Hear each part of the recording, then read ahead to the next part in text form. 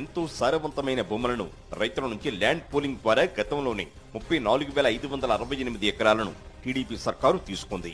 ఇది కాకుండా ప్రభుత్వ భూములతో కలిపి మొత్తం 53,749 ఎకరాలను రాజధాని కోసం ఇప్పటికే సమీకరించారు.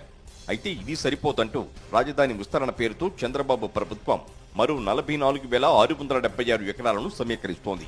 తుళ్లూరు, అమరావతి, తాడికొండ, మంగళగిరి మండలాల్లోని పలు గ్రామాల పరిధిలో 1,000 ఎకరాలను తీసుకుంటోంది. రాష్ట్ర విభజన అనంతరం 2014లో అధికారం చేపట్టిన చంద్రబాబు ల్యాండ్ పూలింగ్ పేరుతో రాజధాని ప్రాంతంలో రైతుల నుంచి 1,000 ఎకరాలను తీసుకుని 5 ఏళ్ల పాటు తాత్కాలిక సచివాలయం, తాత్కాలిక హైకోర్టు పేరుతో కాలక్షేపం చేశారు.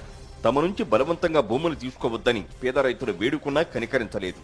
3 వాణిజ్య పంటలు పండే ప్రాంతంలో రాజధాని కోసం 1,000 ఎకరాలు తీసుకోవడాన్ని పర్యావరణవేత్తలు కూడా తీవ్రంగా వ్యతిరేకించారు. వీటన్నింటినీ చంద్రబాబు పెడచెవిన పెట్టారు.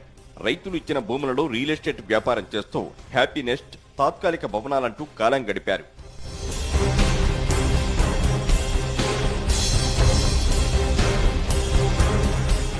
రాజధాని నిర్మాణాన్ని పూర్తి చేయకపోగా విస్తరణ అవసరాల పేరుతో మరో 44,676 ఎకరాలను ల్యాండ్ పూలింగ్ ద్వారా సమీకరించాలని టీడీపీ కూటమి సర్కారు భావిస్తోంది.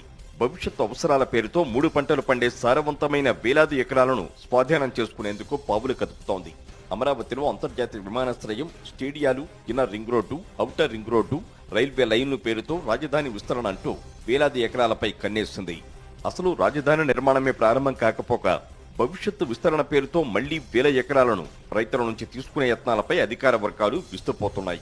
అటు రాజధాని ప్రాంతంలో సారవంతమైన తమ భూములిచ్చేందుకు రైతులు నిరాకరిస్తున్నారు. తమ జీవనోపాధి దెబ్బతింటుందని, 3 పంటలు పండే భూములను లాక్కోవడం సమంజసం కాదని ఆవేదన వ్యక్తం చేస్తున్న చంద్రబాబు ప్రభుత్వం భూదాహం తీరడం లేదు.